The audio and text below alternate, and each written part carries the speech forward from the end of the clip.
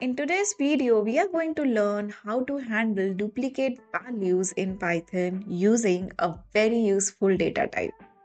Hello learners, welcome to your learning hub, the Learning Loop. I am Swati Sharma and this is the 14th video of my beginner-friendly Python course series. If you're joining me for the first time, thank you for dropping by. And if you haven't checked out my previous videos yet, I would highly recommend you to go back and check those out so that you are all caught up.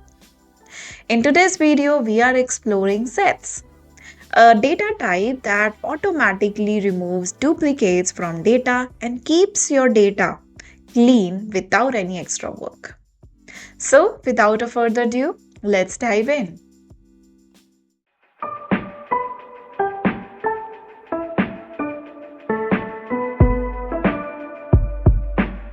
Let's quickly understand what is a set. A set is a collection of unique items. Python doesn't allow duplicates inside a set. It removes them automatically. And sets don't care about position or order. You use them when you want clean, unique values and not when you need indexing or specific order. There are many ways to create sets. Let's explore them using some examples. Today we will be seeing our coding sample on Google Colab. So the first thing that we are exploring is how to create sets.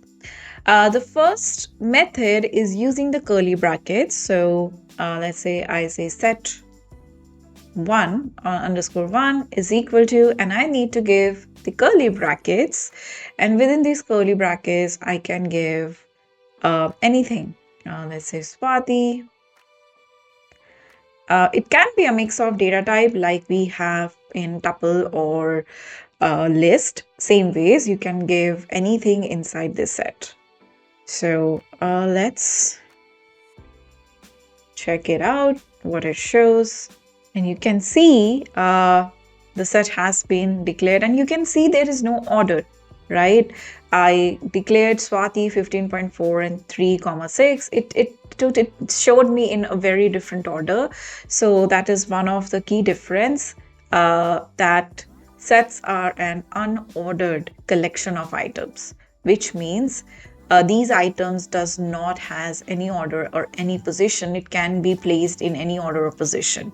So that's what we are seeing. Let's also quickly check the type of this particular variable, that's set underscore 1. And you would see that is a set. You can see that's a set. So the first method is you can include the mix of data types or any data or just one data type or mixture of data type in a variable enclosed in a curly brackets. That's what would give you a set. The next way is to convert it using list or tuple. For example, I say set converted, let's say underscore 1. I will say is equal to, we will use the keyword set and then round brackets, and then within this round bracket we will declare a list, and we can declare anything. Right now I'm getting some suggestion, but I would not be using that. I would maybe try and give the same items that I have declared above, and I am going to run it. Let me also see set converted underscore 1. And you can see the curly brackets are here and the set has been declared. And you can do this using the tuples as well. So I will say converted underscore 2 is equal to set, and I'm going to now, I'm just going to do 1, 2, 3, 4, 5. And again, you can see this has been converted to a set. So you can convert it from a list or tuple as well. Using the set keyword, make sure you have round brackets. And within those round brackets, if it's a list, you enclose the collection of items within the square brackets. If it's a tuple, then you enclose it within the round brackets. The next one is empty sets. So in order to declare an empty set, you need to write set and then just the round brackets, and it is going to give us the empty set. Let me also check that out. And you can see the set is here and it's just a set, nothing is in there. Now that's because let's also check the type of empty set. You might ask me like why we need to write it set and brackets, and now why can't we give just the empty curly brackets? That's because if you do that, it would take that as a dictionary data type and not the set data type, and we will see that in our example. You can see right now when I have declared it using the set keyword, the class is set. Let's do it. I will say empty set dictionary because we don't want to know what that exactly is. And if I give empty curly brackets and I'm just going to, let's just print empty set dict and then also write the type of it. Let's see the type of this. That would make more sense. And I'm going to run this box and you can see it's a curly bracket, but the class is dictionary. So in order to declare empty set, avoid using these curly brackets because otherwise it will declare it as a dictionary. Now that's a data type, another data type that we would be discussing in our upcoming videos. But for now you understand this, another data type dictionary. And if we give the curly brackets to declare an empty set, that would take that as a dictionary and not as a set. So in order to declare empty set, the correct way is to give a set keyword, enclose the round brackets, empty round brackets, and it should give us the empty set. Now let's understand the key properties of set. The first one being uniqueness. So by uniqueness, I mean that you cannot have duplicates in set. The sets would remove the duplicates automatically. Let's do this.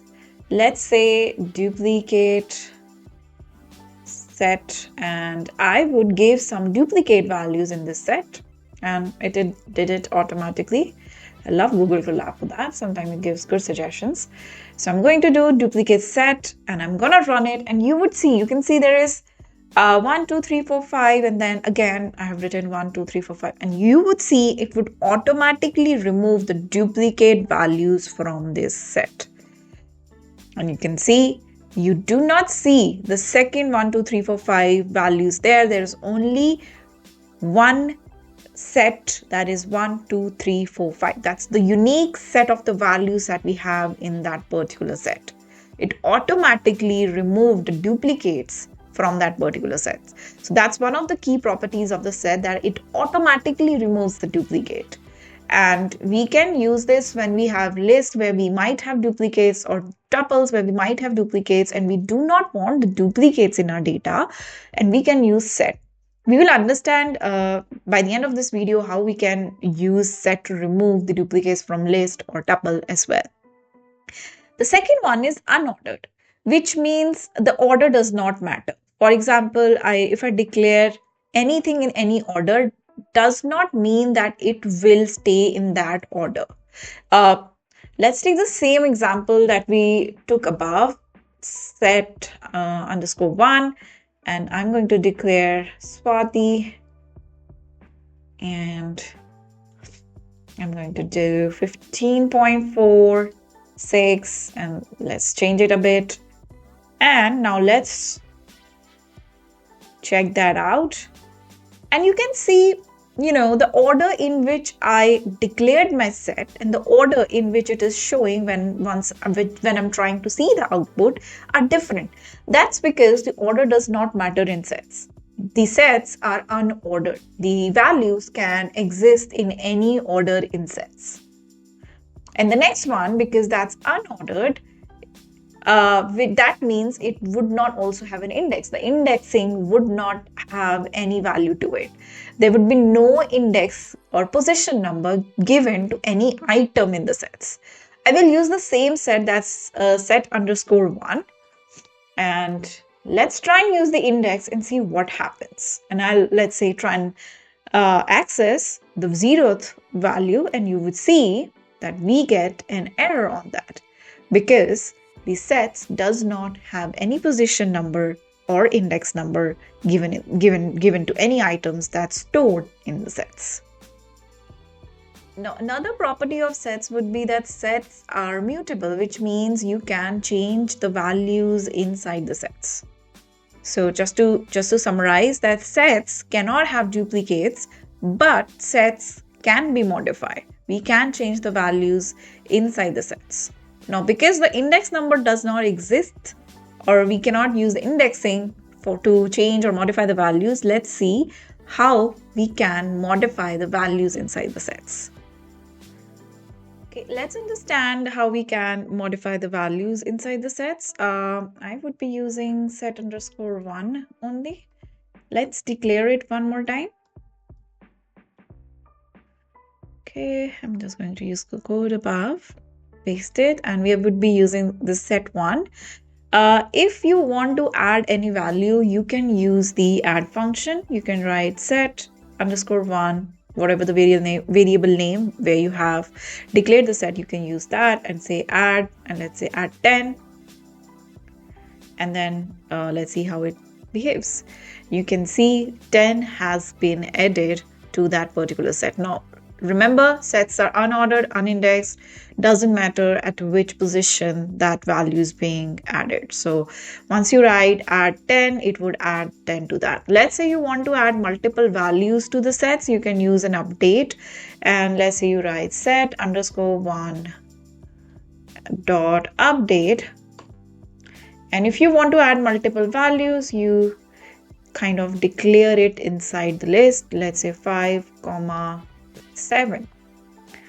And let's check that as well. And you can see 10, 4, 5 has been added and 7 has been added. Same ways, if you want to remove any value, you can use remove or discard. We will understand what is the difference between them. Both of them are used to remove the values, and whatever value you want to remove is given inside the round brackets or parentheses. So let's say I want to remove 5, so I will write set_1 remove round brackets 5. And let's see how that turns out. And once I do that, you can see the 5 has been removed. Now, let's say you are not sure if the value that you're trying to remove already exists in the set or not, and you don't want to see the error, then you can use discard. For example, in our case, let's say I again want to remove 5, and I'm not sure if that 5 exist in this particular set or not. Now, we all know that 5 has been removed. So let's say I say set_1 dot remove and do 5, you will see it will throw an error. You can see it threw an error saying that maybe because that value doesn't exist, so it just gave us an error. That's key error. And let's do that same thing with discard. So if the value exists, discard will remove it. And in our case, let's take an example for 6. And let's see how the set behaves. And you can see the 6 has been removed. Now the 6 has been removed. If I run this again, it will throw an error. So if I do this, you can see this does not throw an error. Right? In the remove, it would, but if in case you're not sure if the value that you're trying to remove exists in the set or not, go ahead and use discard. If you are sure that that value exists and you want to remove, you can go ahead and use remove. Pop would do the same thing, remove the value, but it will randomly remove any value because we do not have any index. So in case of list, it would remove the last value, right? Tuples are immutable, so you can't use pop and modify them. But with this list, pop would remove the last value. Whatever existed in the last nth index, it will remove that. But sets are unordered, so it can remove any random value. We don't have any control on what it would remove. So if I use pop, it can remove any value without our control over which value we want to remove. You can see it has removed Swati, and maybe if I use it again, it removed Seb, I think randomly remove 4, so it would randomly remove any value. Before we start exploring set methods, I would quickly like to go over what is subset, superset, and disjoint set. Before I start explaining all of these, let's take two sets here. Let's say I have set A, that is 1, 2, and I have set B where I have 1, 2, 3, 4, 5. Now here you can see set A is a smaller set and set B is a bigger set. Now set B contains all the items that I also have in set A, and set A completely fits inside the set B. If I have to draw it in the circular form, you can see that's a set B, and set A is a part of set B because 1, 2 is a common link between both the sets. So I would say set A is a subset of set B because set B contains all the items that we have in set A.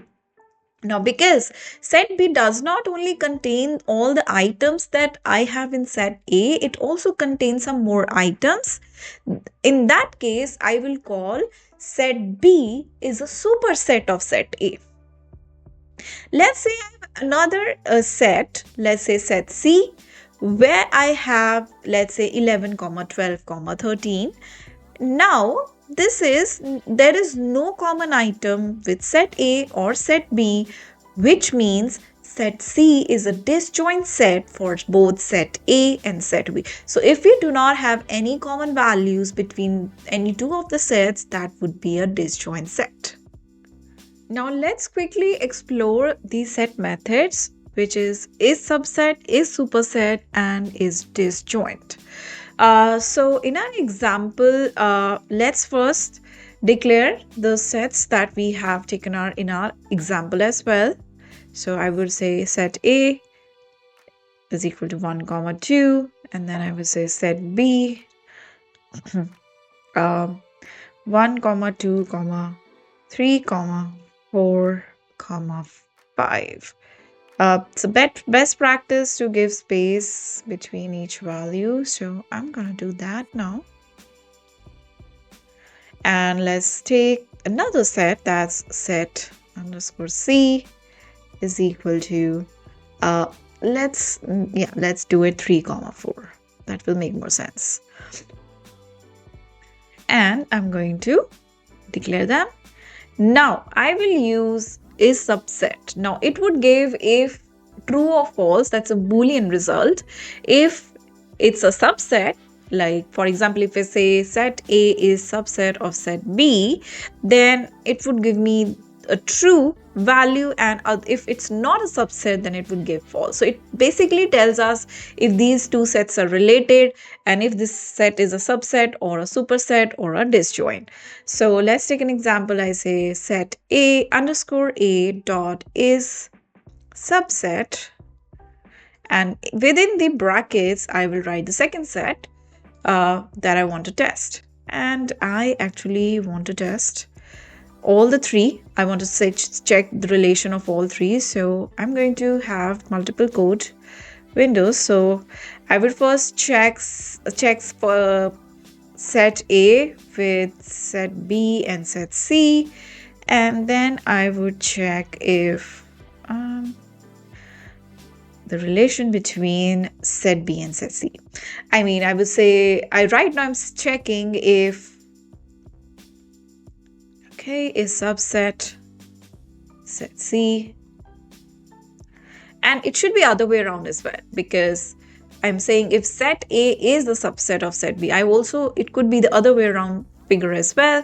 So let's try that as well. If set B dot is subset and I will say set underscore A. Let's just take these examples for now for subset. Obviously, set A is a subset of set B because in set A we have 1, 2, and set B we have 1, 2, 3, 4, 5. That's a bigger set and it contains all the items that are in set A as well. So let's check that, and obviously we get true. Now we want to see if set A is a subset of set C. Obviously, you can see there is no common value, so it would give us false.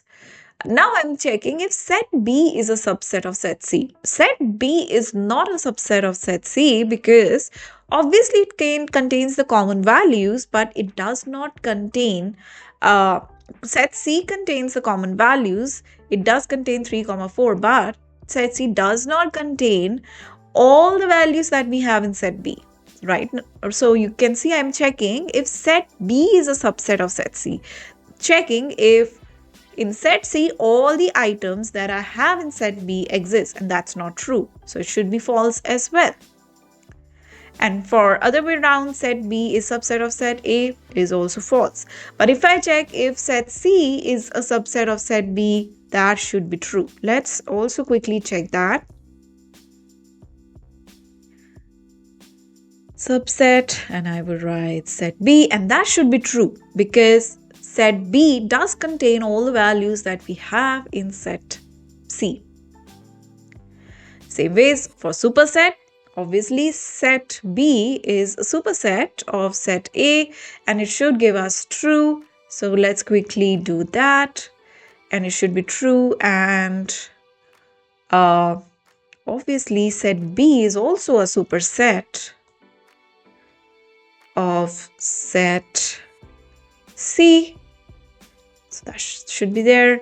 And also let's see the other way around. It again would give the false value. So the reason why I'm doing this to tell you that the order matters. If you're writing set B is superset or subset, and whatever the set you're giving second, this order matters. And I'm going to write set B. That would be false. So we are aware of set ABC. That's right now on your screen highlighted. So let's see that. And you can see set B is a superset of set A, which is true obviously, and this is also true because it is a superset because set B contains all the items that we have in the set A or C and plus few more items. So set B is a superset of set A and C, but set C is not a superset of set B. That's a false. Disjoint. Obviously, there is only two sets that are disjoint, which is set A and set B, which does not have any common values whatsoever. So I will write is disjoint, and then I will say set C. And let's, for your sake, check set underscore A is disjoint B. That would not be true because these are set subset superset set, so that would come out to be false because they have some common values. So the first one comes out to be true because we have no common values. And if I go for set A is disjoint of set B, that's false because they have some common values inside. So it's a very good methods to check if we have two sets, if we have some common values between them or not. So it's a very good way to check. And furthermore, we can also check if that's a subset or superset of each other. So you can use these methods to check if there are common values. If there are, which set is a bigger one and which one is a smaller one. One of the best uses of sets is to remove duplicates. And most of the times we can use it when we have list or tuple which have duplicates and we want to get rid of the duplicates from them. So the best way to do is using the sets. Let's quickly understand with an example how we can remove the duplicates from list or tuples. All right, let's declare a list, and I'll write list with duplicates, and let's say I write 1, 2, Okay, I'm just typing without thinking. And I am now giving some duplicates like 1, let's say 6, 2, 2, I'd say 4, 2, 3. Okay, and you can see now this list have some duplicates in it, and if I want to view it, let's view it. You will see it has the duplicates. Let's say for whatever reason I want to get rid of these duplicates, all you have to do, you can write set, or let's say collection with no duplicates. Now the thing is, let's first simply do it just using the set command. I will say set this, and I will give the variable of list where I have list, and it will remove all the duplicates. You can see that all the duplicates have been taken care of using a simple conversion of set. Let's say I still want to have a list of numbers and not set of numbers. All you have to do is enclose that in the list. So what I did, I removed the duplicates using set, and then I further converted that into list. And if I run it, you can see I still have the list. I don't have set, but I still took care of the duplicates here. You can do that in 2 steps as well, but that's the beauty of Python. You can do this in 1 line. You first use the set and the variable to remove the duplicates, and then you just converted it to the list again, because let's say that's what I want. So it would in 1 line remove the duplicates from the list while maintaining a proper list of numbers with no duplicates, a list with no duplicate numbers. Let's quickly recap what we have learned today. We started by understanding what exactly we mean by sets. We also went over how we can create sets, and we also explored the key properties of sets.